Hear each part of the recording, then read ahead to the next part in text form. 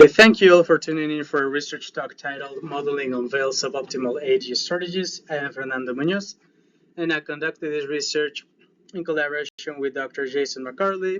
We're both based at Oregon State University, and with Dr. Megan Bartley, who is based at the University of Adelaide.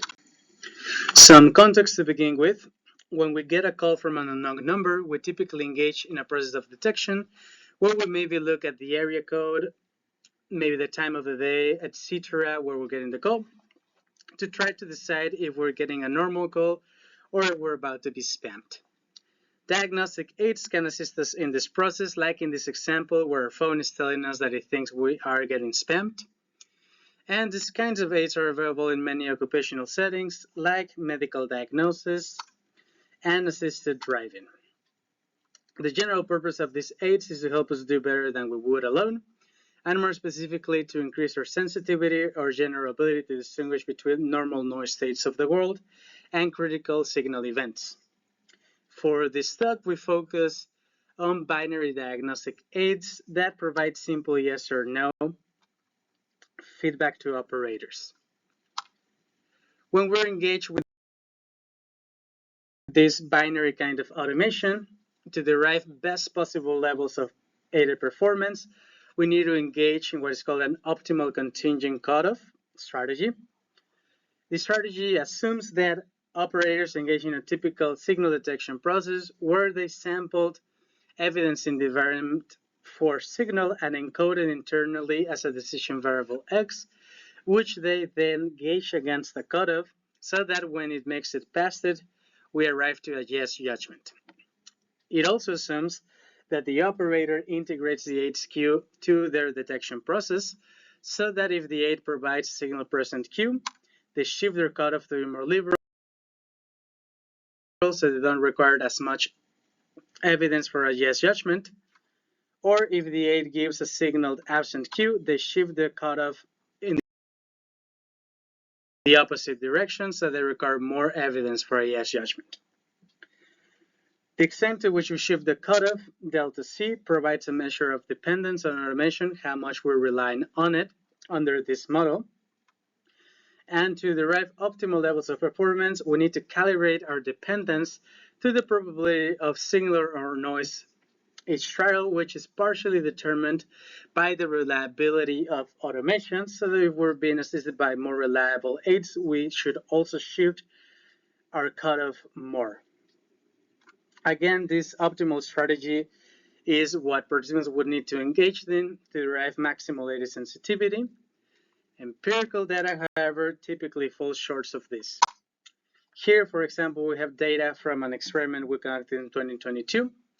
And what we're looking at here is posterior distributions of sensitivity estimated through D prime.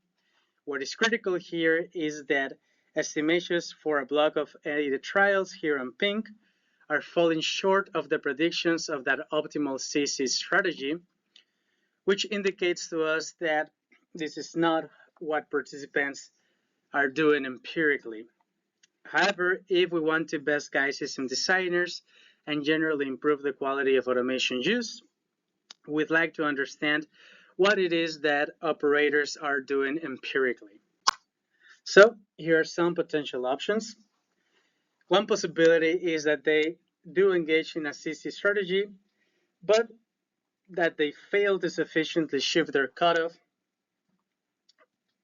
as if they were during an optimal strategy, depending optimally on automation.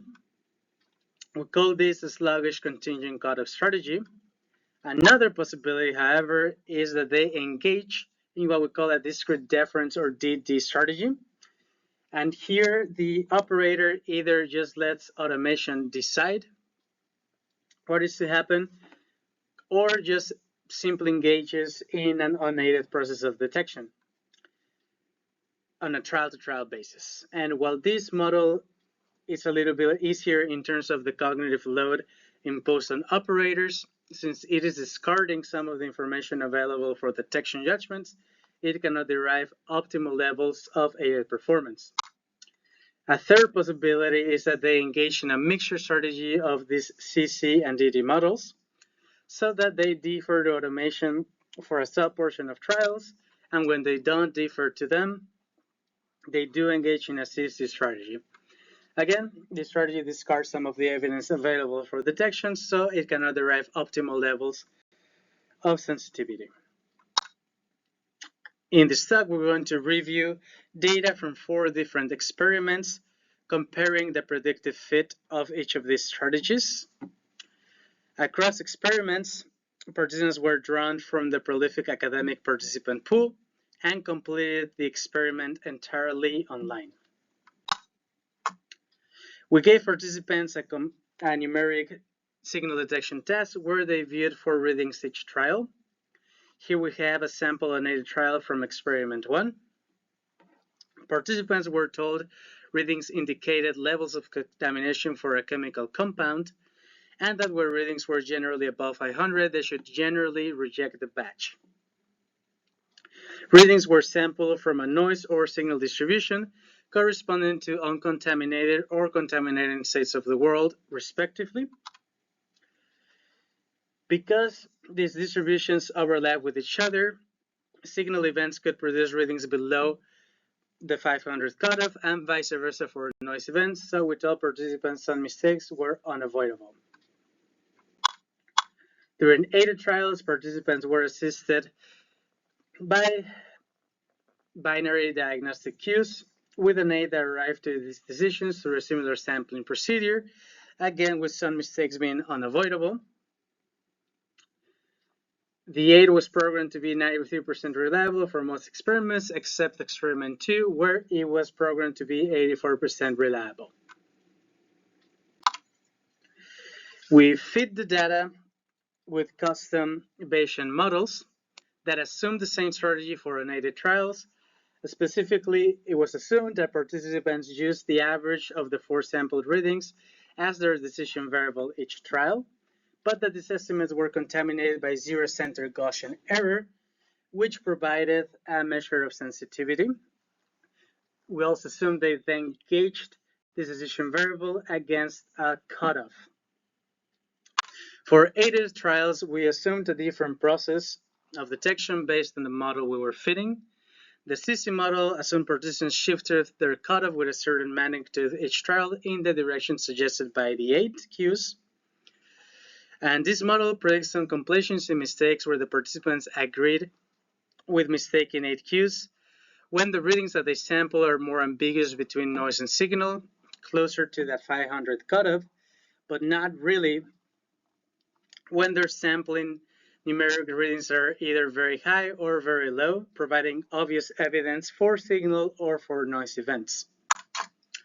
The DD model assumed that participants defer to automation with a certain probability and otherwise engage in an unaided process of detection, and this strategy predicted that participants would commit complacency mistakes at similar rates regardless of the magnitude of numeric readings that they were sampling. This is because they were deriving non-similar driven responses when they are deferring to automation. Finally, the mixture model also assumed that participants defer to automation with a certain probability and otherwise engaged in a CC process of aided detection.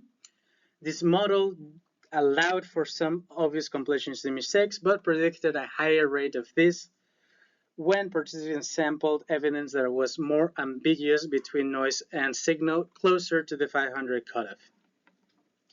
The probability of deferring to automation or criterion shift delta C provided a measure of dependence on automation, and all parameters were allowed to vary from participant to participant with group levels estimated hierarchically. Model comparisons employed base factors and DAC scores, and across experiments we saw a better fit for the models that entailed a DD strategy. The mixture model provided a better fit for all experiments except for experiment 2, where the DD model described the data better. We also conducted empirical checks for the best fitting model across experiments. Here we have the mixture model predictions and empirical data from experiment 1. Different panels represent experimental manipulation for experiment 1 that is not of interest for our purposes here. Yes rates are plotted on the y-axis, while different blocks are plotted on the x-axis. Mean rates for empirical data are visualized by colored circles, and the predictions of the mixture model, the mean predictions of the mixture model, are depicted by these gray cross marks. And as you can see, this fell within or close to the 95% Bayesian credible interval depicted by this error bar across all conditions. What this tells us is that the model accurately predicted empirical performance. These results were similar across all experiments. Here we have estimates of dependence for, again, the mixture model. And first we have posterior distributions of criteria shift with empirical levels falling very close to 0, and also quite short of optimal estimations of criteria shift, generally indicating notable disuse when engaged in a CC strategy, with a similar story in terms of estimations for the probability of deferring to automation. To recap, we're seeing a better fit for suboptimal models that discard some of the evidence available for detection and widespread automation disuse. The findings here clues us a little bit into how we might want to increase the quality of aid use, and specifically with like participants to recruit a CC strategy more often, but also simultaneously increase their dependence on automation heavily.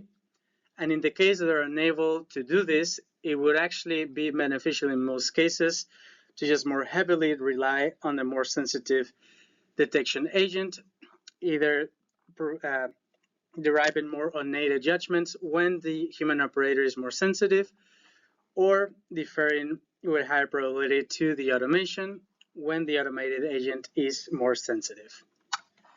An implication for applied settings as of now is that since operators recruit these suboptimal strategies of detection, the value of automation implementation can be expected to be undercut naturalistically. Future research might aim to assess cases in which might be more or less concerned regarding the quality of aid use, such as at different levels of aid reliability or task difficulty. We leave you with the following takeaway and with QR codes for experiment 1 and experiments 3 and 4 empirical reports. We thank you for your attention and look forward to hearing from you during the poster session.